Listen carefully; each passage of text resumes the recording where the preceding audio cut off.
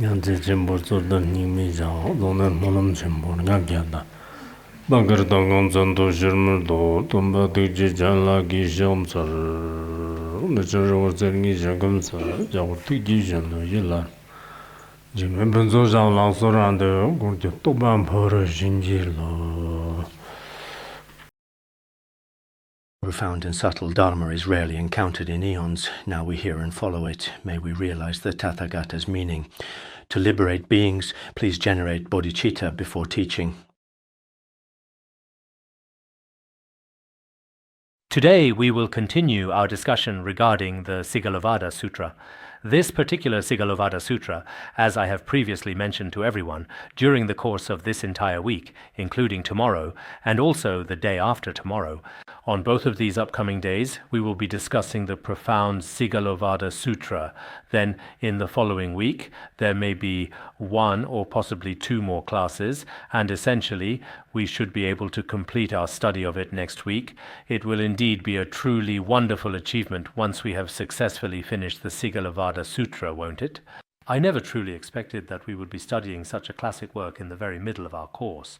Previously, in various materials and texts I had read, I had also used some individual passages from the Sigalovada Sutra, but I never had the chance to study it in great detail. This time, while guiding everyone through the process, I also took the opportunity to carefully compare several different versions myself, examining their various aspects and nuances, and studied it very carefully from its beginning to its finish. However, whether it's the translation by Srifadu or any other version, or the versions found in other Agama Sutras, the inherent differences are quite significant and notable. It's not like the different versions of the Vimalakirti Sutra, where variations are often subtle and easily reconciled. Some parts are very difficult, if not nearly impossible, to align with each other due to their fundamental discrepancies and distinct narratives. If we plan to teach the Sigalovada Sutra in the future, the first thing is to choose which version to use. Then, when comparing it with other different translations, if we want to cross-reference them, there may indeed be certain difficulties. Some of the content still differs quite a lot, very much so. I don't know the precise reason for this particular situation, but in any case, among the various versions of the Sigalovada Sutra we've carefully chosen this time, I truly think the content is exceptionally excellent. Especially in today's rapidly evolving era, it's particularly well suited for many lay Buddhists. So what I mean to say is, this incredibly important Sigalovada Sutra of ours, I also sincerely hope that we can effectively and widely promote it well in the future. This is particularly significant because among Buddhists nowadays, the majority, one could say 80 or 90%, are lay practitioners. Some scriptures are profoundly deep and complex, always talking about the ultimate nature of reality, often referred to as emptiness, or discussing the profound wisdom of prajna, or delving into some especially intricate and esoteric meanings of the Mahayana teachings. We may find it very difficult to truly understand their meaning. Some of them, perhaps, for us lay Buddhists, have little to do with us. This includes some aspects of discipline and precepts, which are also very difficult for us to access. In this way, I think as we continue to promote this kind of Buddhist practice for our daily life and its benefits, it must be closely connected to our everyday lives, something we can truly apply in our daily living. Such principles are still very important in today's world.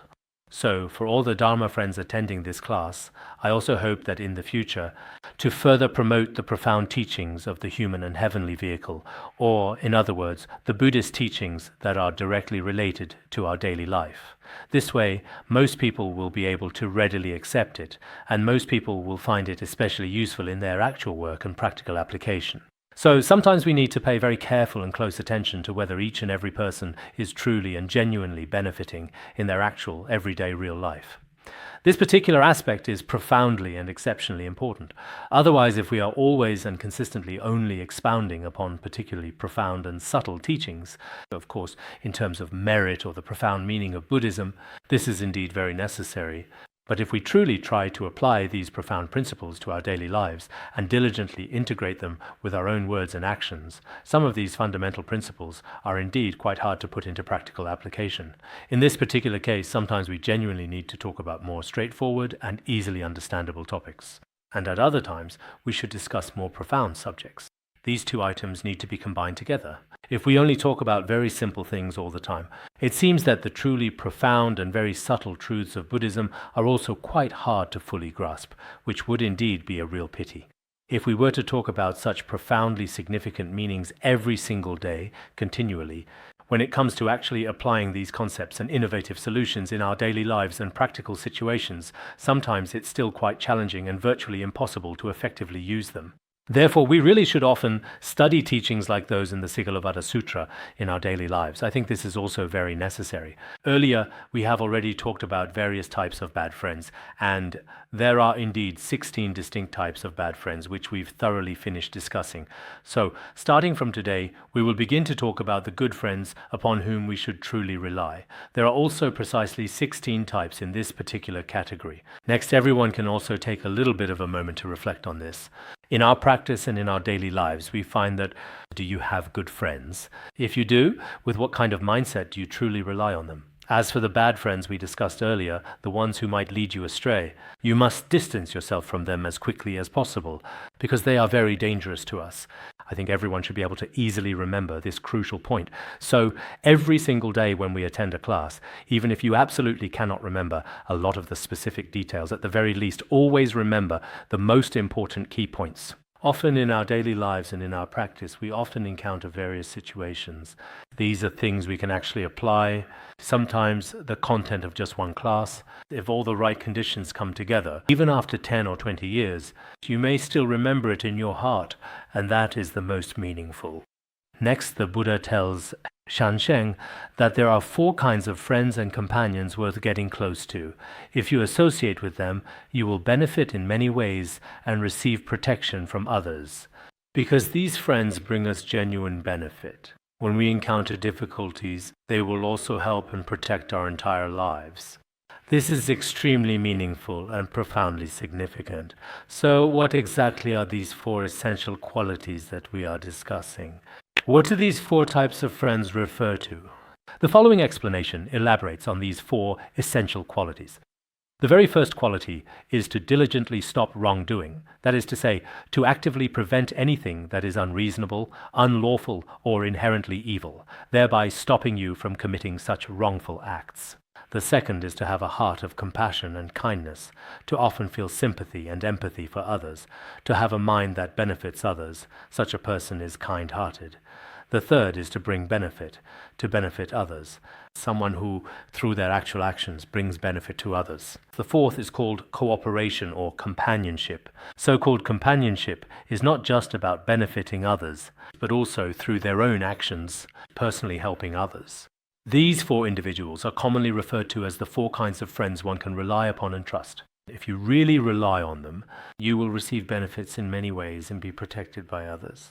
Therefore, these 4 distinct types of friends are the ones you should always rely upon and stay very close to. This is a general explanation. If we put it very briefly, this is a comprehensive summary. According to the chapter on the meanings of the Mahayana, as it explicitly says, the immediately preceding point is about diligently restraining evil, which refers to restraining negative actions through speech. The second, compassion, refers to the mind, specifically harboring a heart of deep compassion. The third and fourth are considered to be related to physical actions. This is how they are categorized. Of course, if we divide them by their general or important meanings, classifying them into these 4 types is acceptable, or dividing them as body, speech, and mind is also acceptable. But even in speech, there are aspects that involve the mind. And within compassion, there are also elements of speech and some other physical actions. So, when it comes to specific classifications later on, they may not be exactly like this. There should be some overlap among them. Regarding friends, 4 qualities are discussed. There is an Abhiniskramana Sutra. In the Abhiniskramana Sutra, a good friend or a virtuous friend generally has these 3 characteristics. The Buddha explained in this scripture, I will briefly describe the qualities of a friend: to admonish against evil and encourage good actions, to offer help in times of difficulty. These are called true good friends. This means that, to put it in very simple terms, the essential characteristics of a true friend actually fall into 3 main aspects. The first is admonishing against evil, which means frequently advising and actively stopping wrongful actions. The second important aspect is to encourage and gently advise friends to practice virtuous and commendable deeds. The third crucial point is that when your dear friend encounters significant adversity, when they face the greatest difficulties, they will do everything they can to help you out. These are indeed the true and most valuable characteristics of a genuinely good friend. Actually, I have also deeply reflected on this significant topic quite a bit recently. Indeed, in our everyday lives, if we are fortunate enough to have friends like this who embody these specific and admirable qualities, we can say they are truly the best kind. They often always advise you not to engage in wrongful actions, and frequently encourage you to do good deeds. And most importantly, they are truly and reliably by your side during those critical and challenging moments. Unlike some individuals who, when you possess significant power and considerable influence, are always especially and overtly nice to you at those very specific times. But once you truly start to decline in every single aspect, when things genuinely go completely downhill, they completely and utterly ignore you. Such individuals are truly not real friends. So, in this particular context, if we are to rely on friends, according to the teachings of the Sigalovada Sutra, generally speaking, there are 4 types. According to what was just mentioned in the Buddha's Past Deeds Collection Sutra, it is explicitly stated that there are already 3 aspects listed, and in the Yoga Karabhumi Shastra, 8 qualities of good friends are discussed. For example, being well versed in the scriptures and treatises, having some realization of profound meanings, possessing a truly compassionate and understanding heart, a heart full of kindness, and not having a mind that grows weary or becomes easily fatigued, as well as being exceptionally patient and enduring, and so on. There are approximately 8 such essential and highly valuable qualities.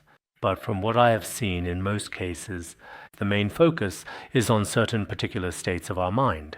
Especially as a Buddhist, what kind of friends should you truly rely upon and associate with? They should be well learned, widely knowledgeable, and uphold pure precepts. In particular, for friends who are Mahayana Buddhists, it is indeed truly best if they are compassionate at heart, always. Such friends act for the benefit of sentient beings in all they do. Moreover, in the process of benefiting sentient beings, they do not quickly become weary or easily annoyed. The natural aversion that should arise does not arise, and they do not develop any aversion toward the cycle of samsara. As for the aversion that should not arise, even when they encounter just 1 or 2 minor issues, in the process of generating aspiration, they often, at the slightest problem, immediately develop a mind of renunciation. Such friends are actually not worth relying on at all, especially I strongly believe that the friends we truly rely on, if their minds are easily prone to weariness, it can have a significant impact on those around them. It really does have a considerable influence. This is the first brief explanation. In summary, that's roughly how it is explained. Next, I will elaborate on each of the 4 types of Dharma mentioned earlier. Earlier, there were 4 types of stopping the non-virtuous. There are also 4 types of compassion. Additionally, benefiting others, which involves acts of compassion and generosity, and working together, fostering harmony and cooperation, each of these profound dharmas also has 4 distinct types. Altogether, there are indeed 16 comprehensive types. Perhaps, when it comes to these 16 types, different people may differ. But for the most part, for example, in terms of effectively stopping the non-virtuous and the unwholesome, it is possible for a single friend to possess all these virtues. First, the Buddha meticulously told Chansheng that there are indeed 4 effective methods for diligently stopping evil actions. If one can successfully prevent these harmful actions, it will undoubtedly bring significant benefit and essential protection to others. So, what are these 4 methods? The very first thing is to clearly stop others when you see them committing evil deeds or actions. Let's start with the first one. When you observe your friends engaging in morally reprehensible conduct, such as theft, deceit, or other malicious acts, you should take it upon yourself to advise and admonish them through an indirect and tactful approach. so that they do not commit negative deeds or engage in any harmful actions.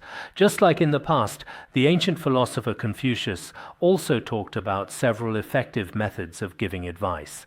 There is blunt, direct advice, and there is indirect, subtle advice. They are distinctly different. So what exactly are some of these methods? Some involve using a roundabout way to persuade someone not to do bad deeds. Some are more direct and blunt, straightforwardly telling the person. There is also what is called yielding advice. This means being very respectful and polite in front of the person when advising them, ensuring your demeanor is always considerate and appropriate. Then there is satirical advice, which means using more tactful and subtle language to let them know, often with a touch of wit or irony, to convey the message effectively. Because sometimes when people try to advise others, they make it awkward for them. They directly call them out in front of everyone.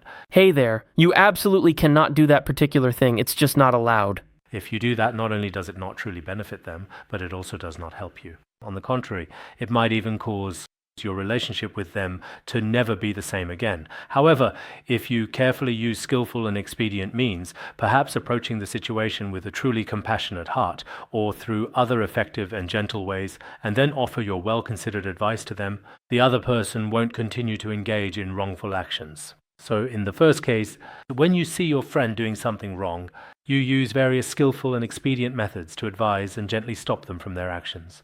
That's the very first type. As for the second significant type, the second is to clearly demonstrate uprightness and moral integrity to others. You educate them in a truly positive and constructive way by talking about many righteous and virtuous paths. For example, if he likes to kill living beings, you can talk to him about the faults of killing and the merits of releasing life. You can speak about the preciousness of life. In this way, he will surely listen, by guiding and enlightening him from the perspective of the righteous path. The third type is compassion, having a truly deep, compassionate heart. After all, the other person is also someone who understands reason. Gradually, you can effectively use kindness and love to gently influence him. Of course, within this process, if it's all just empty words and lacks genuine action, it might not be truly effective in achieving the desired outcome. Look here, compassionate and sympathetic thoughts.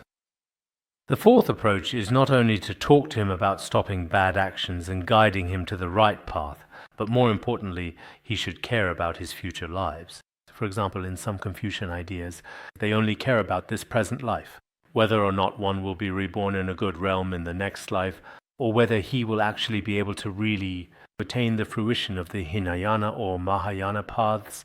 These aspects are not included. So he goes a step further by caring about his future lives. This kind of guidance, such guidance, actually means that for such friends, you stop their bad actions and encourage them to practice virtuous deeds. It is indeed the case that a significant number of individuals, both during the course of their Buddhist studies and throughout the general trajectory of their lives, have a genuine and pressing requirement for the insights and guidance offered by their friends. When you first enter Buddhism or embark on the right path, some friends can play a very significant role for you as well. And along the spiritual journey, it is also profoundly important. I distinctly remember there is a significant scripture called the Sutra of the Fields of Merit of All Virtues. Within the revered Sutra of the Fields of Merit of All Virtues, it meticulously talks about Ananda's past life. In his previous past life, Ananda was also gently persuaded by a close friend, guided towards goodness by a friend, and as a result, he experienced happiness throughout his many lifetimes. There is such a story. Once, he recounted his own past life. When he had previously transitioned into the state of an ordinary person, he tragically developed a multitude of severe and painful sores that spread extensively all over his entire body. They were extremely difficult to cure. He sought treatment everywhere, but nothing worked. Later, a good virtuous friend said to him, "If you go to a place where there are monks, where there are ordained practitioners, and use the very same water that the monks have bathed in to cleanse and bathe yourself too, it will be beneficial for your illness." After hearing this, in particular, He went to a secluded monastery in the mountains to create this unique and valuable opportunity for himself, and then proceeded to utilize the warm, soothing bathing water to meticulously cleanse and thoroughly wash himself. At that particular point in time, his serious illness was completely and fully cured. Moreover, because he had made offerings to the monks at that time, or rather, because of the merit of providing bathing water for the monastic community, throughout his future lifetimes, his physical body was always dignified, his complexion a radiant golden, and he was completely free from any illness. In this particular life, he encountered the enlightened Buddha and attained an extraordinary and truly remarkable state. This story is about our Venerable Ananda, or is it about another Buddhist monk named Ananda? It's not entirely clear, because in some sutras and commentaries, it is said that Ananda only attained sainthood after the Buddha's parinirvana. However, in this particular instance, he clearly knows about his past life experiences. So perhaps it actually refers to another venerable monk named Ananda who attained the profound state of arhatship. In any case, in this present life, this is precisely how I personally see it. In this very life, if you are fortunate enough to meet a truly exceptionally good friend, he will undoubtedly have a profoundly significant and positive influence on your spiritual practice and your virtuous actions, and plays a very important role. That's precisely why, not only in this life do you encounter the right path, but also in future lives, throughout all your lifetimes, there will be a great deal of happiness. So we should also have a sense of gratitude. What exactly does this truly mean? It means that we should always have a heart filled with gratitude and appreciation. I saw in the Balapandita Sutta that there is a saying, a virtuous person restrains evil and promotes good, wishing it to be widely known. This truly means that these virtuous and noble friends often allow others to hear and fully understand the profound principles of restraining evil and promoting good, and they frequently speak about these important matters in front of many people. Because of their profound and impactful words, many people ultimately truly abandon their evil deeds and wholeheartedly practice virtuous and benevolent actions, allowing them to enjoy lasting happiness and stay far away from suffering and hardship. This is extremely meaningful. Therefore, for us fellow practitioners who are diligently studying Mahayana Buddhism in our daily lives and during our spiritual practice, when we genuinely come to possess some good and insightful principles, I think it is truly necessary and beneficial to generously share these valuable insights with others. Whether they are truly relatively simple principles or very profound ones, it is essential to share them with people, for their benefit. This represents an exceptionally valuable spiritual asset, and with this point, I have now introduced the first of 4 methods for curbing negative actions, all of which can be fully cultivated and embodied within an individual's personal conduct. As mentioned in the previous story, he was offering to the monastic community at that time for this very reason. Life after life, he gained remarkable longevity and a truly beautiful appearance. On the other hand, however, some of us, in our relentless pursuit of a long, healthy life and profound, lasting happiness, often engage in the regrettable acts of killing innocent chickens, consuming various types of fish, and committing numerous other truly evil and morally reprehensible deeds. But in reality, it is impossible to attain longevity and impossible to gain wealth. Even if the negative karma that you create in this present life has not yet ripened upon you, in reality, in the not-so-distant future, you are almost certain to face a life plagued by premature death, chronic illness, poverty, and an unattractive appearance, and you will constantly encounter obstacles in every facet of your existence. These outcomes are all inextricably linked to certain actions from your previous life.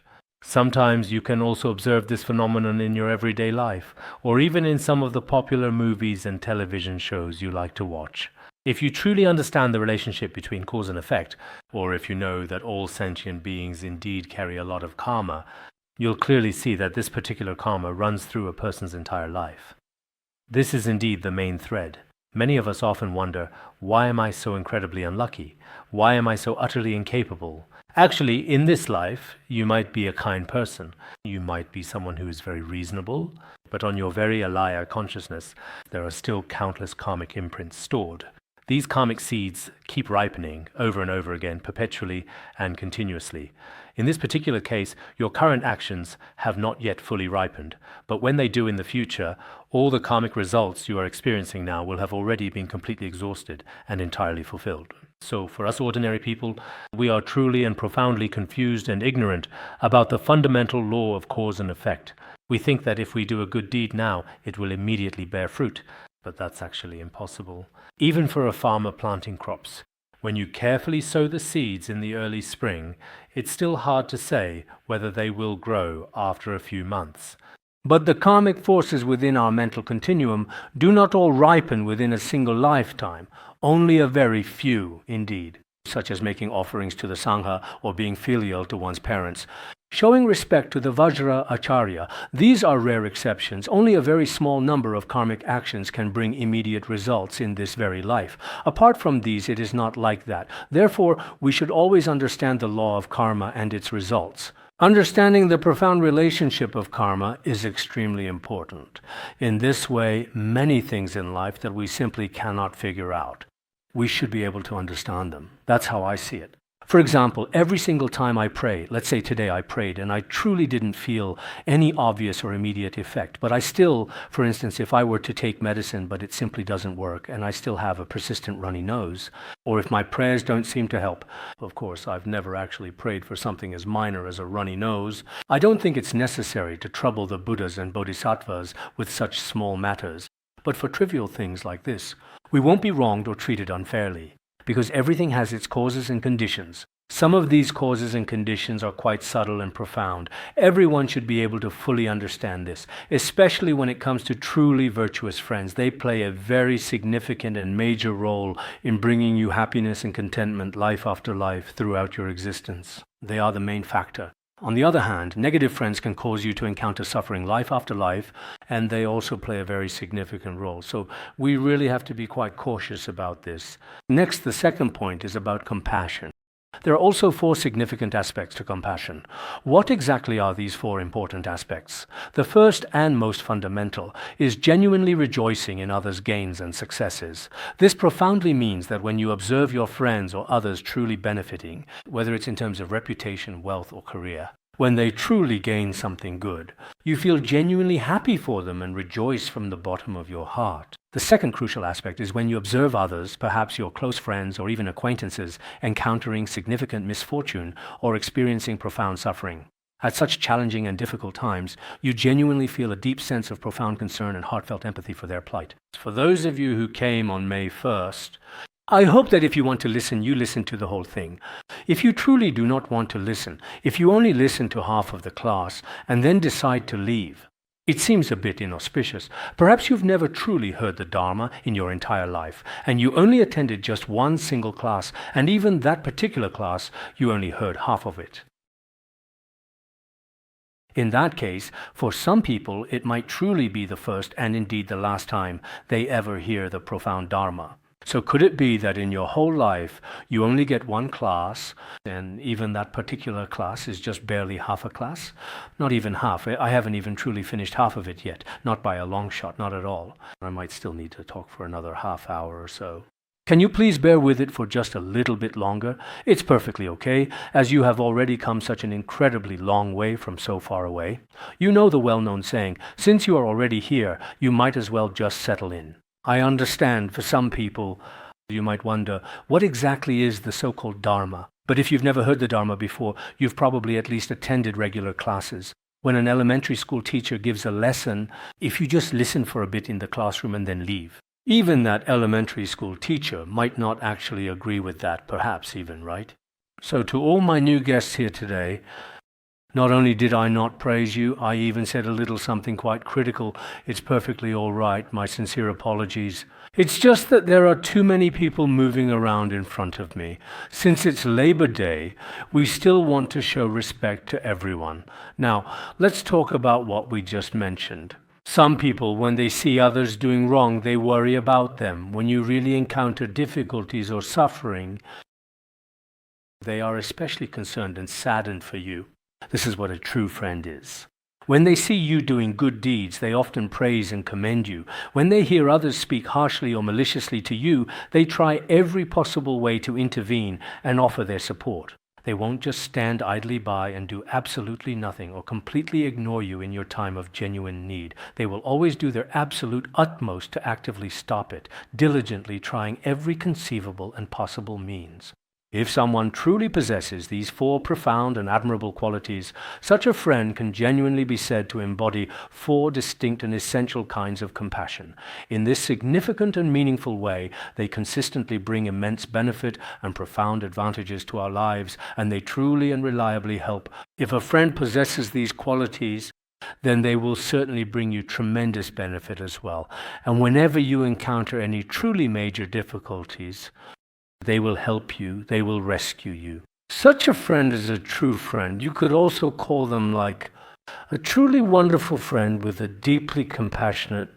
So here we also need to understand, when we witness others obtaining some kind of gain or advantage, a genuine friend will feel a sincere sense of sympathetic joy. Conversely, a person who is not a truly compassionate friend will be incapable of such a feeling. On the surface, it may look like you two are friends. But in reality, you've actually already truly become secret rivals indeed.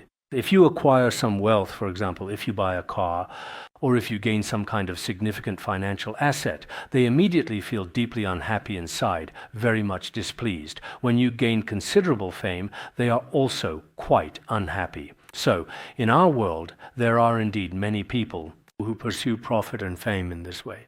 When people obtain these things, those who truly and sincerely rejoice in and praise them wholeheartedly are extremely rare. Of course, I think each of us, and perhaps people in the East and West, have different ways of pursuing things. For example, in some Eastern countries, seeking fame might be considered perfectly natural. People believe that leaving a lasting legacy, being remembered for generations, and having a good reputation spread far and wide are always seen as very good things. But if someone seeks profit, it seems that person is considered very greedy and full of desire, which is seen as unreasonable. But in some Western countries, they feel that as long as it's legal, then no matter what, pursuing profit is the most important thing, even more important than reputation. Because profits and financial gains are genuinely useful in our day-to-day lives, as long as an individual does not violate legal boundaries, they are of the opinion that such methods of acquiring wealth or other activities, even if the ways of making money sound to us not particularly proper, they still tend to approve of them and often overlook any moral implications. Of course, if we look at the West, the so-called morality and the established law can be said to be very closely and intrinsically linked. As long as something is legal, it is considered moral. If it's legally prohibited, then it's truly considered a deeply immoral act. If you gain fame or wealth, if you were to acquire fame or wealth, it would actually be considered an improper and deeply shameful matter, as there is a long-standing tradition that holds this belief. Whether East or West, every country and every ethnicity's pursuit of fame and profit, there may indeed be some differences in certain aspects. Of course, every single place inherently possesses its own unique culture, established traditions, and local customs. There's no need for us to deliberately expose or criticize these customs. But at the same time, there's no need to blindly follow them either. In fact, Easterners should truly maintain the unique cultural characteristics of the East. It's very necessary and indeed crucial to uphold these. This is profoundly important. There's absolutely no need to always learn everything exclusively from the West. Some aspects of Western science and technology are indeed worth learning from, but some aspects are not necessarily that outstanding. It's the same for Westerners. Their own very inherent and deeply rooted traditions are actually very important. It's not just about the law, it's also about us as people. Even though something may not be illegal according to the law, from the perspective of conscience and morality, it could have an impact on all of humanity, on our families, for example. And if there are certain behaviors in life that are truly harmful, they really deserve our careful attention as well. Of course, we really don't need to talk too much about this particular subject or topic at great length. But the most important thing is, those of us who truly have kind hearts Those who are truly compassionate friends will constantly be by your side, experiencing sympathetic joy in your moments of delight and taking on your hardships and pain in times of great sorrow. Especially true and loyal friends, when we face our greatest difficulties, they will always step up to genuinely help you. That is truly a real and steadfast friend. Mipham Rinpoche also said in the treatise on the modes of a ruler, in times of decline, you will truly know those who benefit you are your closest friends.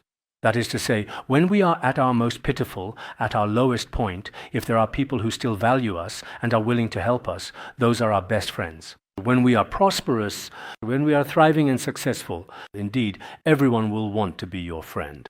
But once you fall into poverty, even becoming a beggar, when you are truly at your lowest, there are very few people who can truly see you for who you are. People are very realistic. We Tibetans have a saying, when you are prosperous, even the birds in the sky are happy to rely on you. But when you are in decline, even your own biological son will keep his distance from you. There is such a saying. So what is the main thing we are talking about here today? It's about friends, about close friends. There are two aspects to talking about close friends. One is the friends you rely on, whether they are good and kind people or not. You need to observe whether they are truly good friends. And then, as someone else's friend, what kind of a true friend are you to others?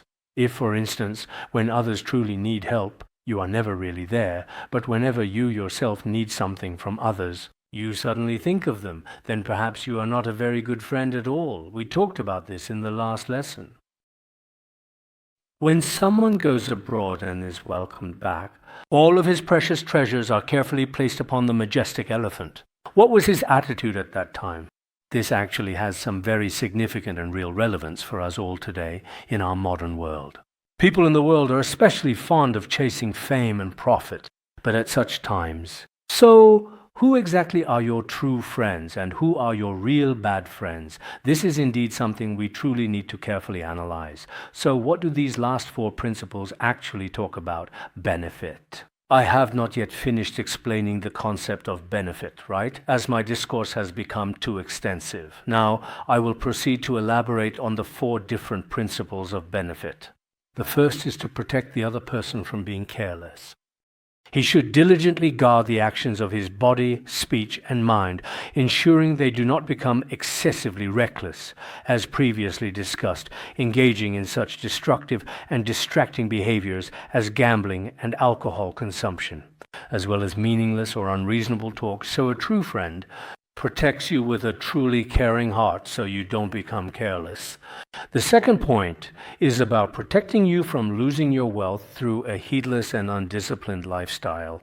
For if you become too reckless, all of your riches could potentially be squandered.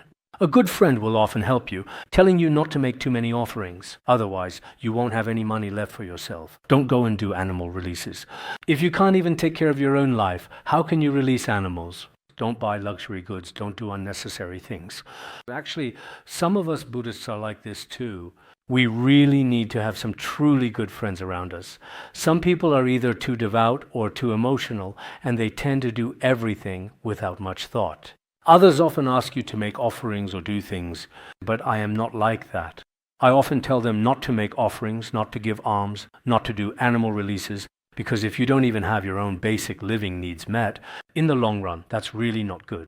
If you can basically guarantee your own livelihood, in that case, whether you make offerings to the Buddhas or give to others, then that's a bit better. Otherwise, some people are truly too reckless, too full of their faith, and in the end, they might even develop profoundly wrong views about Buddhism. That's certainly not good either. So, a truly good friend often helps to protect your wealth, not letting you lose it, and advises you not to manage finances or invest unwisely. Others might say, if you don't manage your money won't manage you. There are all kinds of sayings. But this also comes with risks and dangers. You should still focus on living your own life well. This is what is called a good friend. The third point is protecting others so they are not afraid. That is, protecting their minds from the debilitating fear. Some individuals develop certain specific phobias, or have suicidal thoughts, or suffer from autism or depression. Especially in this modern day and age, there are many prevalent mental illnesses related to fear and anxiety. When others are feeling anxious and uneasy like this, you often comfort them and help them, providing psychological guidance and support. After a while, they can truly come out of the shadows and begin to heal and get back on the right path, no longer afraid. Sometimes due to physical reasons or because of illness, we may feel fearful, have trouble sleeping at night, or experience various other issues. But after some time, things get better and everything is fine. So, a truly good friend is someone who genuinely helps others to effectively overcome their deepest fears. Now, let's move on to the fourth important point, giving private and personal advice and admonition. That is, privately offering you valuable guidance from time to time, so that you don't feel afraid or become careless. And there are many other valuable pieces of advice that truly benefit your body and mind. So, possessing these four kinds of truly profound benefits for others is also greatly beneficial and serves as a significant protection for others.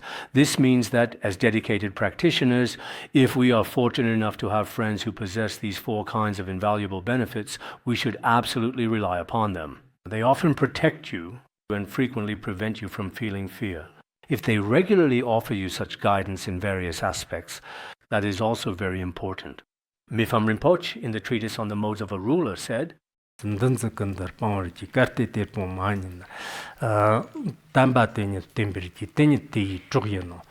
Rinpoche's meaning, which I previously explained in considerable detail on Tibetan Weibo, is that we should endeavor to eliminate all distractions and restlessness. If you truly cannot eliminate them completely, then you should rely upon a very good and trusted friend.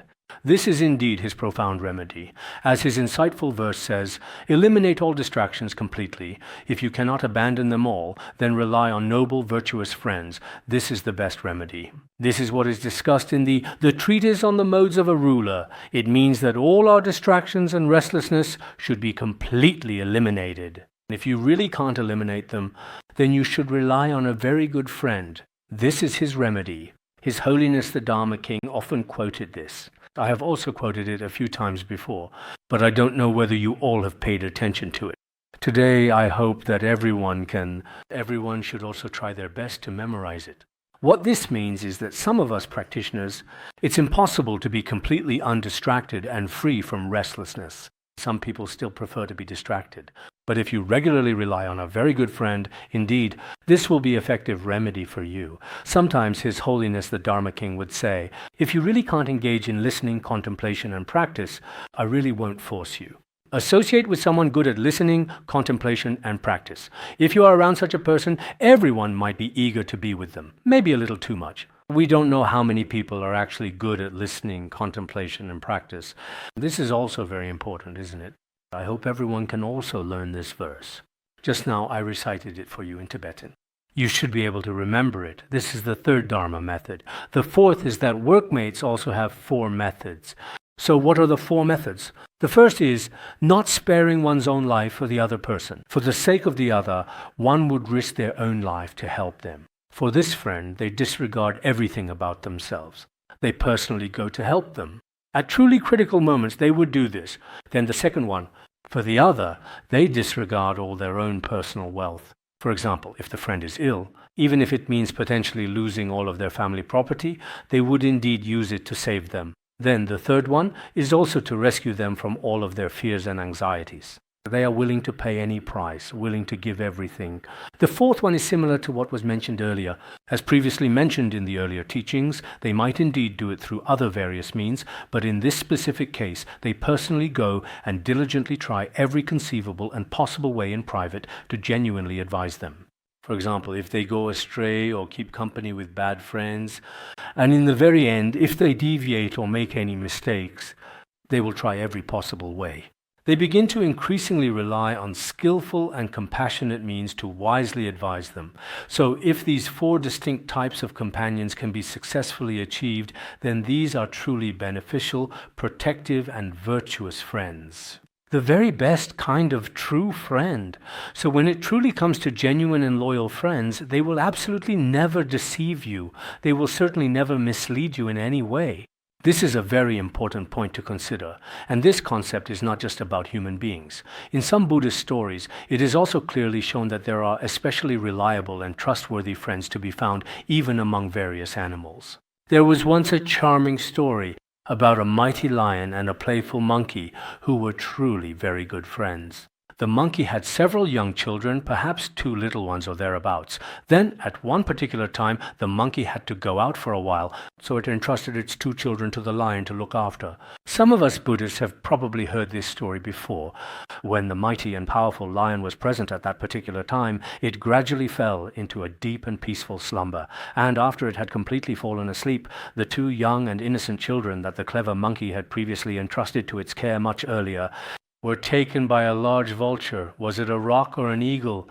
Anyway, that vulture, it took the 2 young children away because it was very hungry and was planning to eat the monkey's 2 children. Then it carried them away, and after it took them, after a while, the lion woke up. After it woke up, it seemed that the vulture had dragged the 2 young children up into a tree, but the lion couldn't climb up.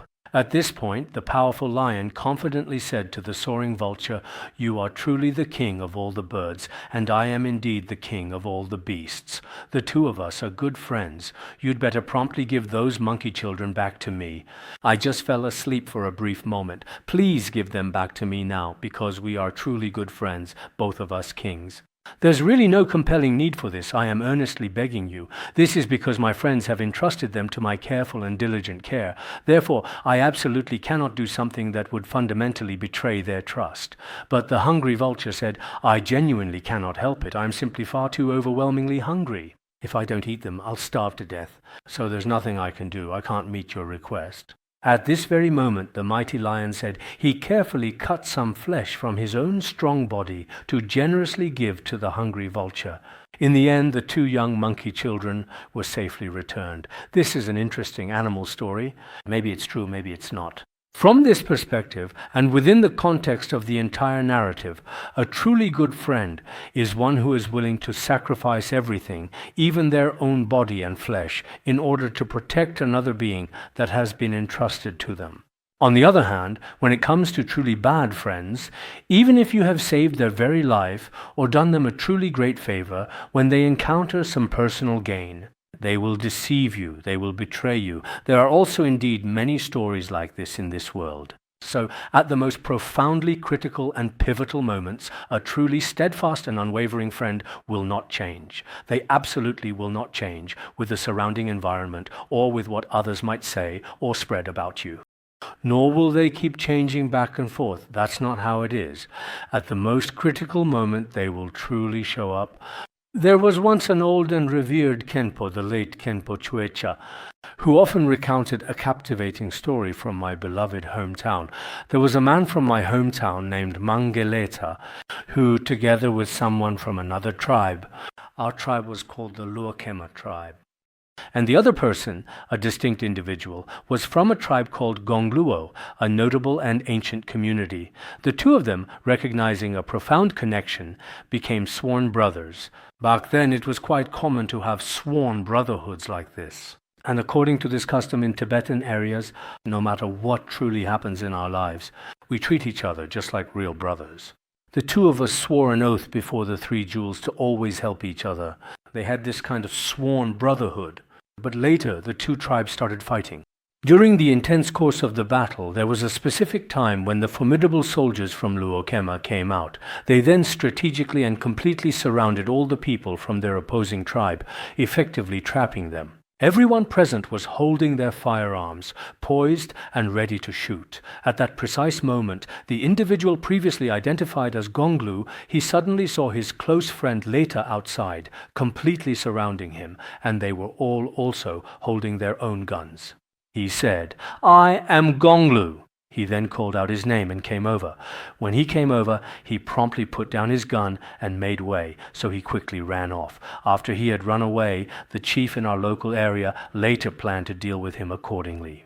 He said, "You very clearly saw my enemy. Why did you let him go on that particular day?" He replied, "It was truly and indeed my fault. You can kill me today. I'll use my life to fully make up for it with my life. Because the 2 of us made a promise in the past.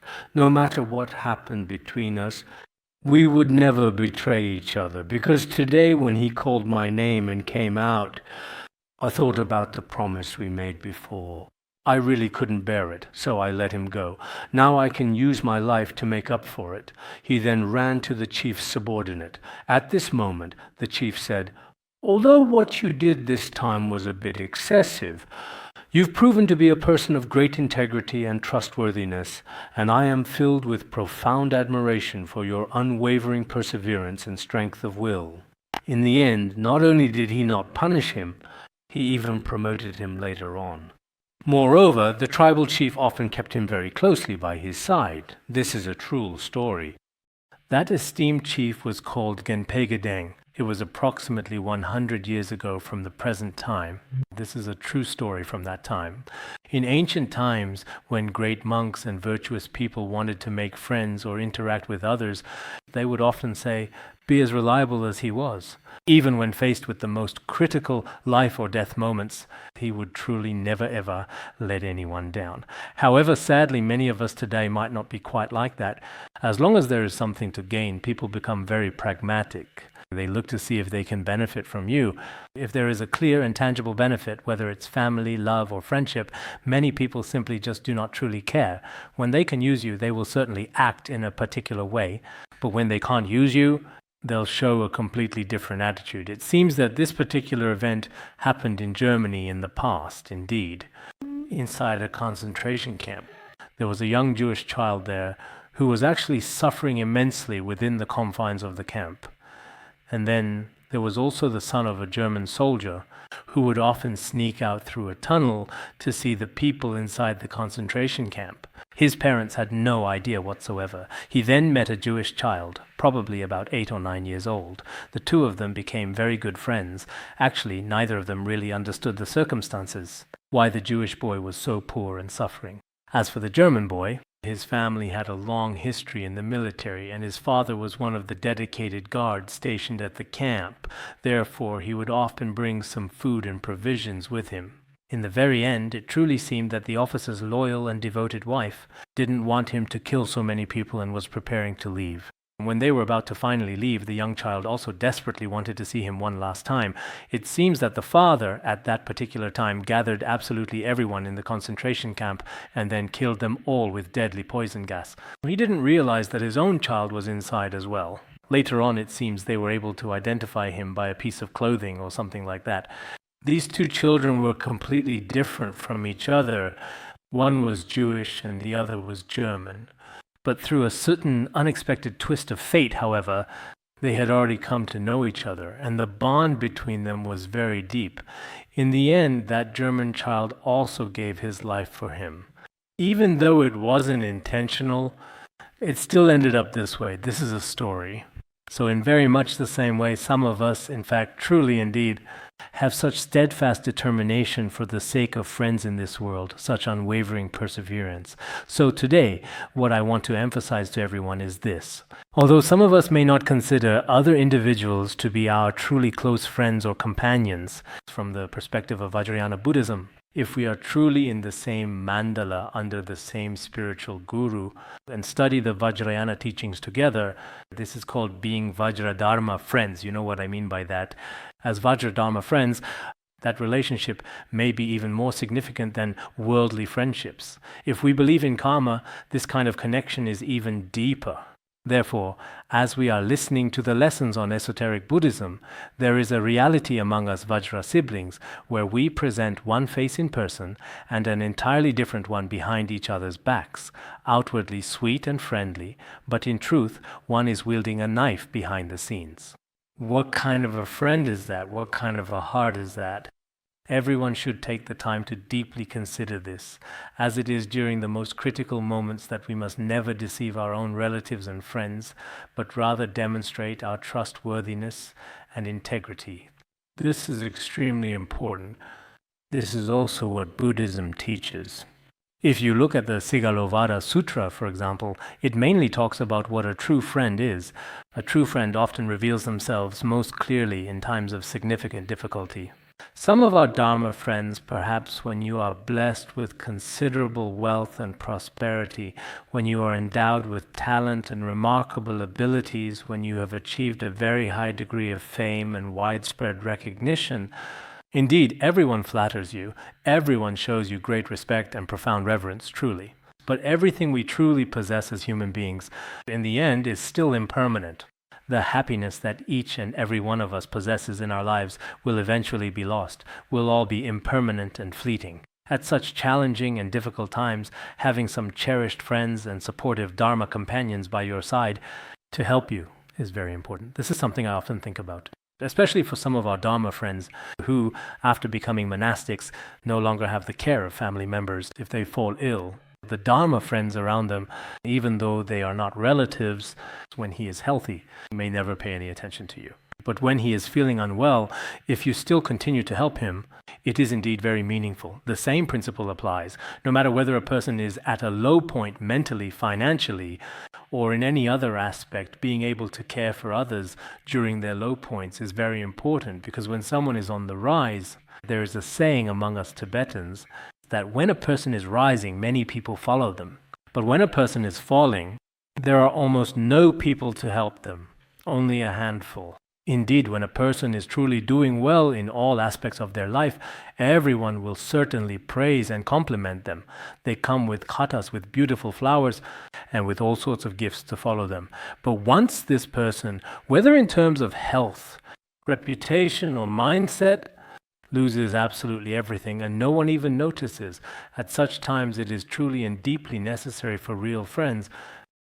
And I also hope that even if we can't count on others, at least among our Vajradharma friends, and among the people that we personally know, or even some patients that we do not know, we are now also thinking and considering, even if we can help just one single patient each and every month. There are some patients who are truly and profoundly especially pitiful, those who genuinely have absolutely no blessings at all in their lives. Whether it's wealth, connections, or anything else, they have nothing. At such times there are some bodhisattvas, some people who have generated bodhicitta. We are not doing this for publicity or anything like that. But if we wholeheartedly, genuinely, and sincerely help others, this is extremely meaningful. Because if we put ourselves in someone else's shoes, if I have no personal connections, no available resources, none of these things, and I'm about to leave this world with my eyes open, fully aware of everything. If someone reaches out a helping hand to me, that would be something extremely important to me. So for those of us who have generated the Mahayana bodhicitta, on one hand, we should not deceive our most reliable friends, and we should not let them down. On the other hand, among all our Buddhist communities, you see, there are some religions nowadays. As long as someone takes refuge in their own faith or religion, they all come together to help, and they're very strong in this regard. For example, all the followers in our religion are the same. Whenever someone gets into a fight, they grab all kinds of tools and start fighting for them. This kind of spirit, although as Buddhists we don't fight others like this, but do we Buddhists have this kind of spirit? Let's take a look. It seems that we Buddhists do not. So, precisely because of this, many people in the West bully Buddhists. If it were other religions, they wouldn't dare to bully them at all. What is the reason for this? Everyone should be absolutely clear about this as well. We should also have a profound inner sense of, as long as someone is a Buddhist, we should always strive to help them. As long as they are sentient beings, we should also help them, because our teachings are not just for Buddhists. We also need to have the spirit of saving all of humanity. And if we have another kind of spirit for all beings beyond just humans, including all living animals, we should also help them as well. So our teaching should be such that if we calm our minds and reflect, among all the world's religions, we continue to hold unwavering confidence in the profound doctrines of our own faith. With that in mind, what comes next in the text is a teaching that the Buddha conveyed in the form of a verse. Friends who restrain wrongdoing and prevent evil, these are the kinds of friends referred to as dear or close friends. This is the first type, as mentioned earlier. Those who hold compassion and kindness for others in their hearts, such friends are close companions. And those who benefit and bring advantage to others, such friends as well. Then those who personally bring benefit, not only through their actions, but also by their own personal involvement, by setting an example through their own concrete actions, and by personally working to benefit others, these are such friends. These four types have already been discussed earlier. There are four kinds of close friends. Among these four types of close friends, these are the ones worth befriending. These four types of friends, we can truly rely on them and draw very close to them. These 4 distinct types of friends are indeed those whom the wise choose to be near. A truly wise person will certainly attach themselves to, befriend, and wholeheartedly rely on such friends. As for these 4 specific types of friends, among all friends, none are equal to them. Among all relatives and friends, they are the very best. They are incomparable, beyond compare. Such a truly excellent friend. How should we really draw very close to these friends? How should we treat them? Just as a compassionate mother who has only one child will show a particularly deep level of care and love for her own flesh and blood, in the same way we too should. Even though these cherished friends of ours are not actually blood relatives or our true biological family, in reality, they are truly the very best friends I have ever chosen in my entire life. So just as compassionate parents treat their own children, as for how I should treat such true friends, I should treat them this way, be close to them, rely on them, help them, and care for them. We should also often share joys together. And when there is suffering, experience it together. This is very important. We are enjoying happiness. Everyone comes to share in the joy, but when suffering arises, everyone runs away. That would be heartless and not very good, right? We Buddhists, when it comes to being a good person, in this session we're discussing Sigalovada Sutta, and I really hope that our interpersonal relationships, especially as Buddhists, how we interact with others, should not be the same as before. In the past, some people were, today I treat someone extremely well, but in just a couple of days I suddenly turn against them for no reason at all, and I don't even know why, but I just stopped talking to you. There are especially many people like this in today's society. Maybe it's because many people have watched too many worldly games. Sometimes I really do not know the exact reason. Perhaps it also has something to do with certain aspects of Western education. That's why people lack a sense of conscience. People often don't have a truly reliable heart. They can't even fully trust themselves. Others, unfortunately, can't genuinely accept them either. There's just absolutely no way to truly accept such a situation. Why do people turn against each other so suddenly and unexpectedly? It's as if both parties are left in a very awkward situation. There's really no need for things to be this way. Because every encounter between people happens due to a certain karmic connection. Even becoming friends is also the result of such karma, even if you are unable to maintain it for a very extended period of time. It shouldn't turn into negative karma or resentment. This is something that, as Mahayana Buddhists, we should all truly remember, especially since many of us, whether we are Vajradharma friends or just regular friends, in our daily interactions with worldly people, our own mindset, as I mentioned just yesterday, should definitely be a bit more tolerant. Please don't be too sensitive and certainly don't be too self-centered.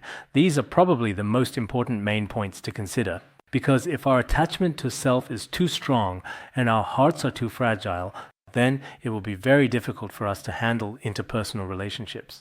If we can't even manage our relationships with others, then how can we talk about profound Mahayana teachings like emptiness, benefiting all sentient beings, or seeing the Yidam? None of these would be possible. If you don't even have the foundation, how can you build a wall? It's simply not possible. There's a metaphor in the clear words. If the wall has already collapsed, how can the patterns on the wall still exist? It's really like this. Some of us now can't even manage our most basic interpersonal relationships, but verbally we claim, I saw the Yidam in my dreams. Manjushri Bodhisattva, Avalokiteshvara Bodhisattva, and Mahastama Prapta Bodhisattva personally appeared to me, as if they were letting me abide in natural emptiness. Abiding in natural emptiness, but after coming out of meditation, you can't get along with anyone. For Dharma friends like this, it's truly shameful indeed. If you can't even handle the basic matters that ordinary people can manage, as a Buddhist, if you can't handle them, then you better not boast. You should admit to yourself, I'm truly pitiful. Not even as good as ordinary people. I'm still not qualified right now. Not even as good as a basic Hinayana refuge disciple. I'm not talking about these things right now. I just need to correct my own personal faults. It's better to consciously keep yourself at a more fundamental and basic level. Otherwise, some people, in terms of interpersonal relationships, personality, and behavior, aren't even as good as someone who has never taken refuge in Buddhism. We often talk about non-Buddhists, Shravakas, and Hinayana practitioners, but what are these people really like? Look at some so-called other religions. Truly, their acts of kindness and altruism, these far surpass the behavior and the mindset of a certain small number of Buddhists amongst us. So in this regard, we really need to reflect deeply and thoughtfully on our connections. If you think about the close friends mentioned above, this close should genuinely mean those who are truly near and dear to your heart, those cherished individuals whom you can absolutely rely on and depend upon, offering unwavering support and understanding through all circumstances. Then what should we do? We should rely on them with a steadfast heart. This steadfast heart can be used as an adjective, or it can serve as an adverbial phrase before the verb. Or to put it another way, if you want to get close to truly good friends, the 4 types of friends mentioned above, then what should you do? You should rely on them with a steadfast heart, not being fickle or changeable, like just being their very good friend today and becoming their enemy tomorrow, then after a little while turning back into a friend once again. If you keep changing in this manner, in this short life, how could there be so many opportunities to keep switching relationships? There just aren't. Or if we ask what kind of person we should rely on steadfast friends. Such a person is very stable and consistent, not someone who is always changing. As people, there's a saying in Tibet that a lifetime should be like a single day. This describes a very good person. What does it mean? Today they treat you very well, and they will be like this for their whole life. Such a person is truly the most reliable individual, a steadfast friend who remains consistent year after year, much like a single, unchanging day. This idiom might not specifically refer to friendship, but the meaning is to be consistent year after year. Always, just like a single, unchanging day, it remains the same. Their mindset is also very steady and quite consistent. I actually really know some people who are exactly like this. It seems like their mindset never really changes. And their behavior as well, they won't, because of some small matter, feeling very troubled and sad. And then tomorrow they're incredibly happy. Wow. And after a little while, it's like a small sparrow being suddenly hit by a stone. They suddenly, for absolutely no apparent reason. People nowadays are like this. I've interacted with many people, so honestly, the differences are huge. For us, some of it might be karma from a previous life. Some of it might be caused by the junk food we eat now. I don't know what the reason is. Maybe I'm like this too. Sometimes I'm happy, sometimes I'm in pain as well. I also admit that I'm not a very good friend. If someone considers me a friend, I'm not the same day in and day out. I change from one day to the next. So in this way, I also feel like I failed. So whether it's our mindset or our expressions, we shouldn't change too much.